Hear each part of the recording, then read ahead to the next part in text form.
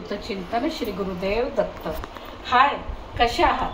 चला, आज ना मी तुम्हाला मिरचीचा एक चटपटीत प्रकार करून दाखवणार आहे।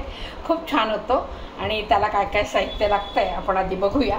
त्याला लागणार आहे मला ह्या अशा मिरच्या आधी चिरून ठेवल्यात आणि लिंबू, कोथिंबीर, मोहरी, जिरं आणि थोडीशी हळद, हिंग, मीठ आणि दाण्याचं कूट।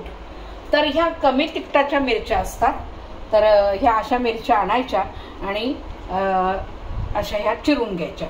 तर चला आपण आता लागूया तयारीला।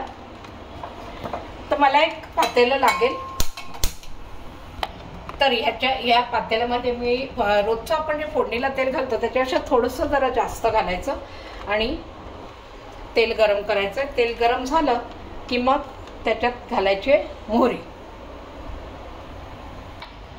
तेल आता तापलेलं आहे, मोहरी घालायची। मोहरी तडतडली की मग हिंग। गॅस आता बारीक करायचा आणि हिंग घालून घ्यायचा आहे। हिंग झाला, आता जिरं घालायचं आणि आता आपल्याला ह्या चिरलेल्या मिरच्या आहेत त्या आपल्याला याच्यामध्ये घालून घ्यायच्या। आता या मिरच्या थोड्याशा परतून घ्यायच्या आहेत आपल्याला। आता ही मिरची आपण परतायला टाकली, ह्याच्यातच आपल्याला मीठ घालून घ्यायचंय। साधारण 1.5 चमचा मीठ घालणार, कारण आपल्याला दाण्याचं कूट घालायचंय।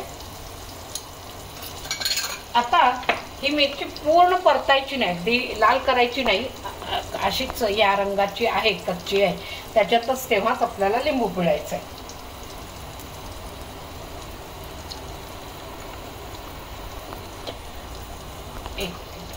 थोडा लिंबू आधी पिळायचा।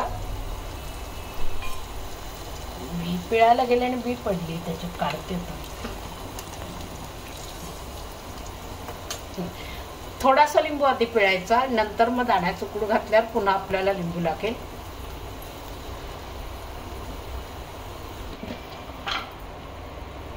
आता ही बघा, मिरची आपली एवढी परतली गेली आहे। ही इतपतच परतायची, जास्त एकदम लाल अशी करून द्यायची नाही, कुरकुरीत नाही करायची। आणि आता आपण याच्यामध्ये घालायचं दाण्याचं कूट। दाण्याचं कूट मात्र भरपूर लागतं।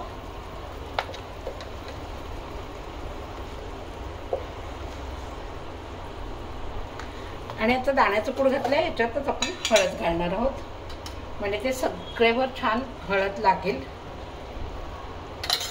आणि ही कोथिंबीर।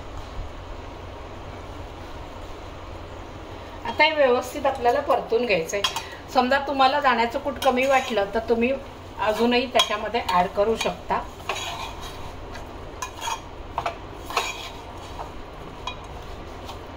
कारण ह्याला कसं आहे, मिरच्याही जास्त पाहिजेत आणि दाण्याचं कूटही जास्त, म्हणजे जशी माणसं घरामध्ये असतील, भरपूर माणसं असली तर तुम्हाला मिरच्यांचं प्रमाण वाढवायचं आणि त्याचप्रमाणे दाण्याचं कुटाचं प्रमाण पण वाढवायचं।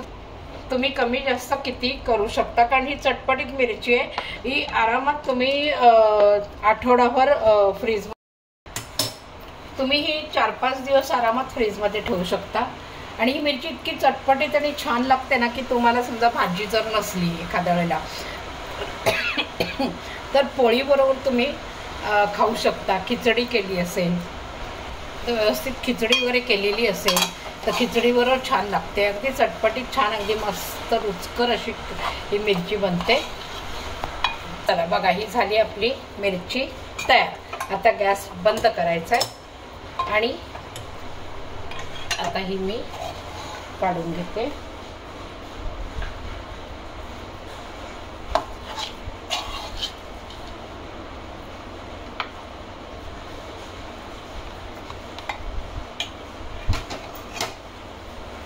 तर बघा, ही झाली आपली मिरची तयार। अशी चटपटीत मिरची तुम्ही पण करून बघा, खूप खायला रुचकर आणि छान लागते।